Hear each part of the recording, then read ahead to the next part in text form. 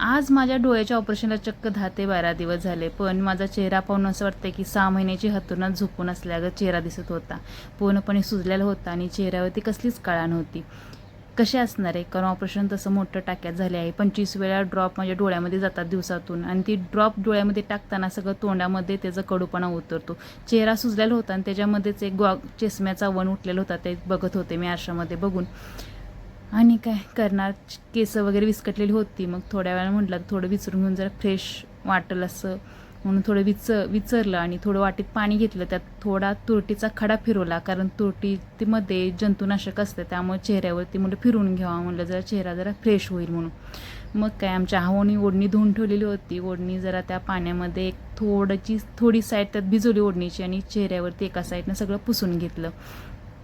चेहरा जरा पुसून घेताना जरा बरं वाटायला लागलं होतं, कारण चेहऱ्यावर जरा सूज पण आली होती माझ्या.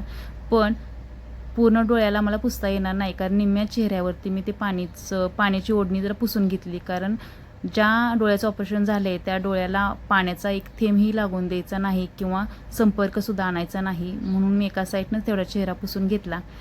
आणि एक साईड अशी फ्रेश दिसायला लागली होती आणि एक साईड अशी तेलकट वगैरे दिसायला लागली होती, कारण त्या साईडला मला लिक्विड कॉटननं पुसून घ्यायचं होतं. कारण डॉक्टरांनी सक्त मनाई केली होती की चेहऱ्यावर डोळ्यावरती पाण्याचं इन्फेक्शन कुठलं होऊन द्यायचं नाही.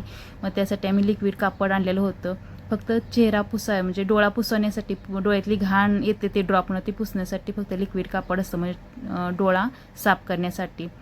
मग ते लिक्विड टाकून डोळ्यामध्ये घाण वगैरे आलेली असते किंवा डोळा निर्जंतुक करण्यासाठी कापड फक्त यूज करायचं.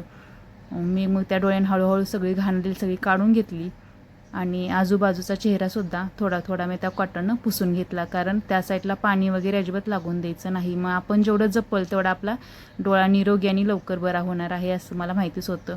मग थोड्या वेळाने सगळं चेहरा, कपाळ वगैरे सगळं स्वच्छ करून घेतलं.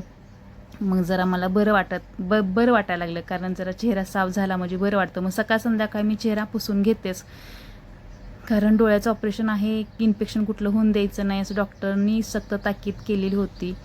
मग जाऊ तिकडं म्हणलं बरं वाटलं. मग जरा चेहरा पुसून घेतल्याने त्याचा फ्रेशपणा वाटला, कारण पहिला माझा चेहरा असा होता आणि आता असा झाला आहे. मी स्वतःला बघून मला कसतरच वाटत होतं. खरं जाऊ दे, दुखणं तसं होतंच, मग काय करणार आहे, विलाज नसतोय दुखण्याच्या पुढं. कारण माणूस चांगला असलं की चांगलं असतं आणि दुखणं पाठीमागे लागलं की लय बेकार अवस्था होते.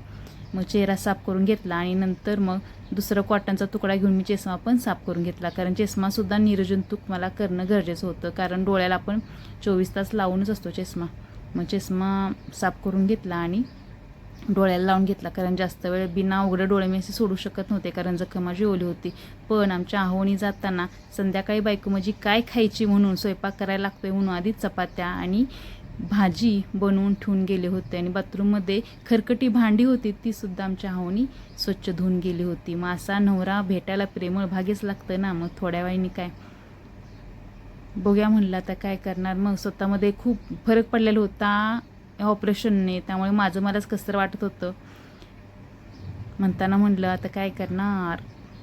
छोटासा व्हिडिओ काढला, तुम्हाला आवडला तर कसा वाटला ते सांगा.